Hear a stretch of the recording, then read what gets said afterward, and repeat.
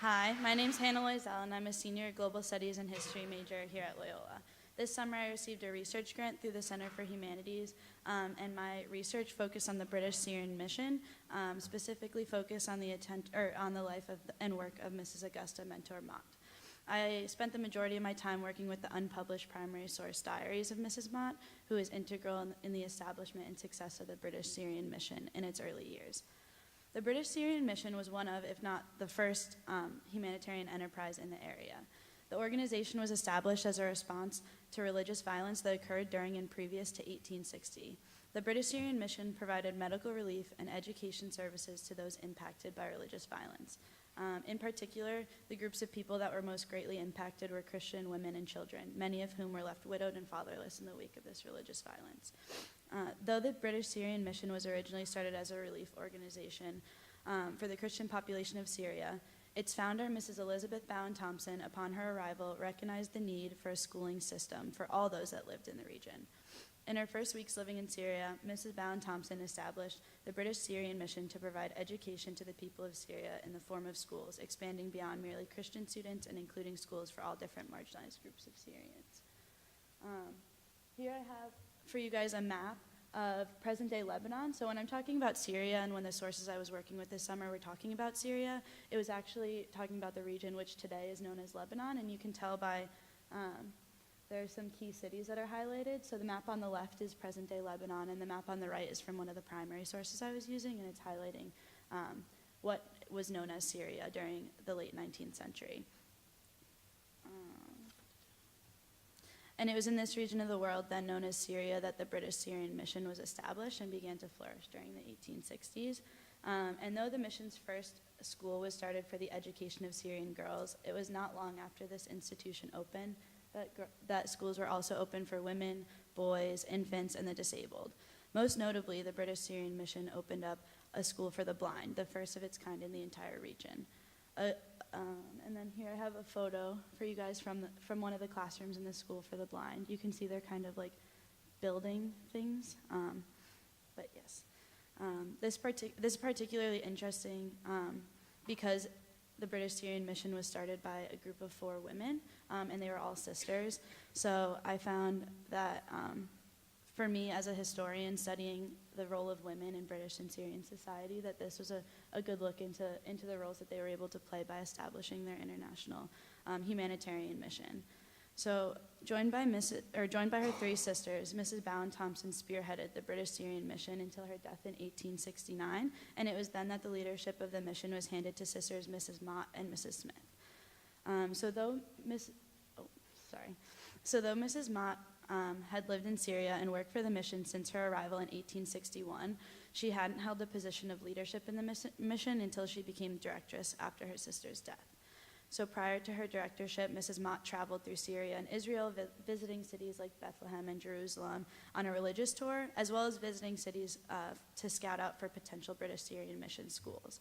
In her years as directress, Mrs. Mott oversaw the development of multiple new schools and helped gain funding and support for the mission through hosting various diplomats over the course of the next 20 years.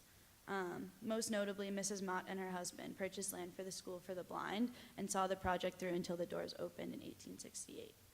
Mrs. Mott, according to testimony from friends and family, which was provided in her journals, remained very dedicated to the work of the mission for the entirety of her stay in Syria up until her death in 1891. She spent a total of 31 years living in Syria and working for the British Syrian mission. I felt very fortunate to be working with the primary source journals of Mrs. Augusta Mentor Mott because of her contribution to the School of the Blind and also the mission as a whole. Dr. Scalengi this summer, who was my mentor in the project, provided me with an unpublished primary source, which has not been previously read by scholars. In terms of historical studies, this is an opportunity which is unlike no other, and I felt very lucky to be working on this kind of work as an undergraduate. My research process included mostly the transcription of 11 handwritten diaries, each 40 to 50 pages in length, belonging to Mrs. Mott. In these journals, there contained commentary on her life's work and travels and allowed me to understand who she was as a person and more about the British Syrian mission. I have pictured, up here on the left is the original source, so it's the original primary document that I was working with, and on the right is a transcription that I've done this summer. So though Mrs. Mott and her sisters provided unmatchable services to the people of Syria, it's important that we take a look as scholars at a critical analysis of the work that they were doing and the observations they were making about the people that they were serving. In particular, I highlighted this passage to show you guys a few observations I was making about the role of Orientalism and the role of the ideas of Western saviorism. So this passage reads, some months ago, Mrs. Mott is writing to her sister, Mrs. Smith. She writes, some months ago, I sent you an account of a Syrian marriage at which I had been present. The circumstances which chiefly struck me then was the humiliating position occupied by the bride. Attended in silk and velvet, lace and jewels, she was the observed, but not the observer of all present, and for in compliance with the Oriental custom, the bride was not allowed to open her eyes. She received her visitors with her eyes closed.